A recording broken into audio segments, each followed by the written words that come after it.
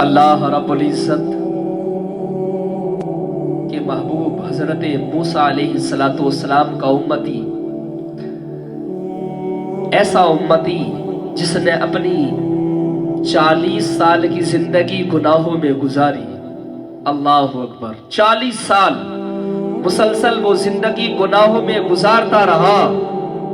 اس نے اپنی زندگیوں میں نیکی نہیں کی، اپنی زندگی میں بھلائی نہیں کی۔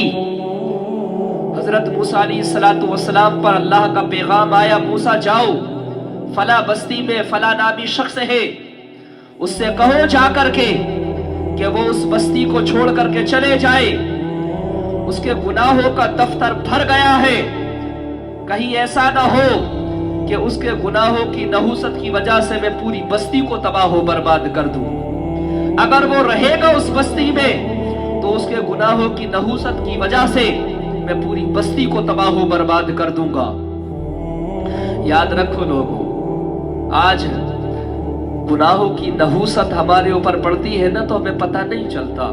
ہم سوچتے ہیں کہ نہ جانے ہم کامیاب کیوں نہیں ہو رہے، ہمیں نقصانات کیوں ہو رہے ہیں، ہمارے گھروں میں بے برکتی کیوں ہے۔ یہ کسی اور کی وجہ نہیں، خود ہمارے ہاتھوں کی کمی ہے۔ یہ ہم جو گناہ کرتے ہیں نا اس کی نحوست کی وجہ ہے۔ حضرت موسیٰ علیہ السلام اس بستی میں پہنچتے ہیں اور اس شخص کے گھر پہنچ کر کے اس شخص سے کہتے ہیں کہ صاحب، تم نے 40 سال متواتر گناہوں میں اپنی زندگی کو گزارا ہے، اس بستی سے چلے جائیے، اللہ تم سے بہت ناراض ہے، تمہارے گناہوں کی نحوست کی وجہ سے کہیں ایسا نہ ہو کہ اللہ رب العزت اپنے عذاب کو اس بستی پر نازل فرما دے۔ اب وہ بندہ اس بات کو سنتا ہے اور بستی بھی اکٹھی ہو جاتی ہے۔ سارے بستی کے لوگ جب اس بات کو سنتے ہیں تو بستی کے لوگ اس بندے سے کہنا شروع کرتے ہیں، بھائی تم یہاں سے چلے جاؤ، ہماری بستی سے نکل جاؤ، کہیں ایسا نہ ہو کہ تمہارے گناہوں کی نحوست کی وجہ سے ہم بھی تباہ و برباد ہو جائے، ہمارے گھروں میں ویرانیاں چھا جائے، ہماری بستی اجڑ جائے، نکل جاؤ ہماری بستی سے، کہیں تمہارے گناہوں کی نحوست ہمارے اوپر نہ پڑ جائے، کہیں اللہ کا عذاب نہ آ جائے۔ وہ بندہ سنتا ہے اس ایسی باتوں کو، بستی کے تانوں کو سنتا ہے، بستی کی ان کانٹوں دار باتوں کو برداشت کرتا ہے، لیکن جب اس کے گھر والے کہتے ہیں نا، اس کی اولاد کہتی ہے بابا جی آپ چلے جائیے، اس کی بیوی کہتی ہے میرے شوہر آپ چلے جائیے، اس کے عزیز وقربہ اس کے خاندان والے کہتے ہیں نا کہ آپ چلے جائیے، گھر سے نکل جائیے، وہ رونا شروع کر دیتا ہے۔ حضرت موسیٰ علیہ السلام فرماتے ہیں، بھائی جب بستی کہہ رہی تھی تو نہیں رو رہا تھا، لیکن جب تیرے گھر والوں نے تجھ سے نکل جانے کو کہا تو کیوں رونے لگا؟ وہ بندہ کہتا ہے موسیٰ میں آپ سے کیا کہوں اور کیا آپ کی بارگاہ میں عرض کروں، یہ تو غیر ہے جو مجھ سے نکل جانے کو کہہ رہے ہیں، یہ تو غیر ہے نا، دل کے پھپھولے جل اٹھے سینے کے داغ سے، اس گھر کو آگ لگ گئی گھر کے چراغ سے۔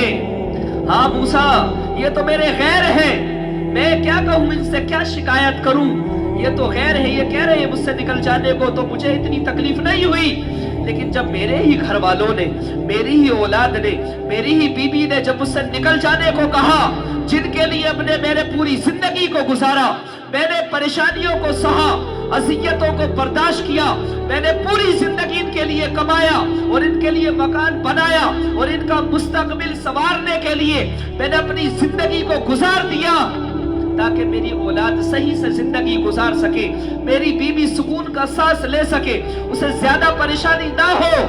آج وہی گھر والے مجھے اس گھر سے نکالنے کی بات کر رہے ہیں جس گھر کو میں نے بنانے کے لیے اپنا خون پسینہ ایک کر دیا، میں نے اے موسیٰ اپنی پوری زندگی ان لوگوں کے لیے گزاری جو آج مجھے اس گھر سے نکل جانے کے لیے کہہ رہے ہیں، میں اس وجہ سے رو رہا ہوں، اور لوگ تو غیر ہیں، میرے اپنے بھی مجھے تانا دے رہے ہیں اور نکل جانے کے لیے کہہ رہے ہیں۔ حضرت موسیٰ علیہ السلام اس بات کو سنتے ہیں، بہرحال وہ بندہ اپنا سامان باندھتا ہے اور بستی سے نکل جاتا ہے۔ एक बयाबान जंगल में रहता है, जाकर के उसके पास साजो सामान खत्म होता है। जो साजो सामान वो अपने साथ लाया था, सामान खत्म होना शुरू हुआ। अब ना ही तो कुछ खाने के लिए है, ना ही कुछ पीने के लिए है, ना ही कोई दादो फरियाद सुनने के लिए है, ना ही कोई परेशानी में साथ देने के लिए है। अब भूख लग रही है, खाना कोई नहीं है, बीमार है, दवाई कोई नहीं, कोई दिरहम व दीनार नहीं जिससे वो अपने अखराजात को पूरा कर सके। दाहिनी जानिब देखता है, कोई नजर नहीं आता, बाहिनी जानिब देखता है, कोई नजर नहीं आता, आगे पीछे देखता है, कोई नजर नहीं आता। जब कोई नजर नहीं आया तो वह आसमान की तरफ को देखता है और कहता है, अल्लाह सारी दुनिया ने मुझे छोड़ दिया है, मेरे घर वालों ने मुझे छोड़ दिया, मेरे अपनों ने मुझे ठुकरा दिया, मेरे ही घर से मुझे निकाल दिया गया। या अल्लाह मेरी जिंदगी का वक्त करीब, मेरी जिंदगी खत्म हो गई है, मौत का वक्त करीब आन पहुंचा है। अल्लाह मुझे मौत के आसार नजर आने लगे हैं। या अल्लाहु तदर्रुहु ज़ुनूब वला तनकुसुहुल मग़फ़िरा, ए वो रब जो माफ कर देने से घटता नहीं और सजा देने से बढ़ता नहीं है। ए अल्लाह तू मेरी गलतियों को, मेरी खताओं को माफ फरमा दे। अल्लाहु अकबर। वो जुमले अल्लाह की बारगाह में कहता है, उसके बाद इंतकाल हो जाता है। हजरत मूसा अलैहिस्सलाम के तरफ को वही नाजिल होती है, अल्लाह का पैगाम आता है, मूसा जाओ फला वीरान जंगल में हमारा एक दोस्त इंतकाल कर गया है, जाओ उसके कफन दफन का इंतजाम करो। हजरत मूसा अलैहिस्सलाम जाते हैं और देखते हैं, जैसे ही उस शख्स को देखते हैं हैरान है, परेशान है। अल्लाह रब्बुल इज्जत की बारगाह में इल्तिजाए करते, अल्लाह ये तो बड़ा गुनाहगार बंदा है, ये तो बड़ा सियाकार बंदा है, ये तो फला बंदा है जिसको तूने कुछ दिन पहले इसके गुनाहों की नहूसत की वजह से बस्ती से निकलवा दिया था। ये तेरा दोस्त कैसे बन गया, ये तेरा इतना महबूब बंदा कैसे बन गया। अल्लाह रब्बुल इज्जत फरमाता है, मूसा इसने मेरी बारगाह में दो जुमले ऐसे बोले कि मुझे बड़े ही पसंद आए। ए मूसा, इसने आगे देखा कोई नजर नहीं आया, इसने पीछे देखा कोई नजर नहीं आया, इसने दाहिनी जानिब देखा कोई नजर नहीं आया, बाहिनी जानिब देखा कोई नजर नहीं आया। फिर इसको अपनी मौत नजर आने लगी तो इसने आसमान की जानिब को देखा, जब इसे कोई सहारा नजर नहीं आया तो इसने आसमान की जानिब को देख करके मेरी बारगाह में इल्तिजाए की, फरियाद की और कहा, है अल्लाह मुझे मेरे घर वालों ने छोड़ दिया, मेरे रिश्तेदारों ने मेरा साथ छोड़ दिया, मेरे अजीज बिछड़ गए, मेरे परिवार वालों ने मेरे साथ में बेवफाई की है और मुझे मेरे ही घर से निकाल दिया। अल्लाह कोई गम में साथ देने वाला नहीं, कोई परेशानी पूछने वाला नहीं, कोई बीमार की मिजाज पुरसी वाला करने वाला कोई नहीं, कोई आदत करने वाला नहीं, मेरे पास खाना मौजूद नहीं जिससे मैं भूख मिटा सकूं। अल्लाह मैं बीमार हूं लेकिन दवाई कोई मौजूद नहीं। अल्लाह मेरा कोई साथ देने के लिए तैयार नहीं है तेरे सिवा। अल्लाह या अल्लाहु तदर्रुहु ज़ुनूब वला तनकुसुहुल मग़फ़िरा। ए मूसा सुन लो, इस बंदे ने दो जुमले कहे, ए वो रब जो माफ कर देने से घटता नहीं और जो सजा देने से बढ़ता नहीं है, ए अल्लाह मेरी भी खताओं को माफ फरमा दे।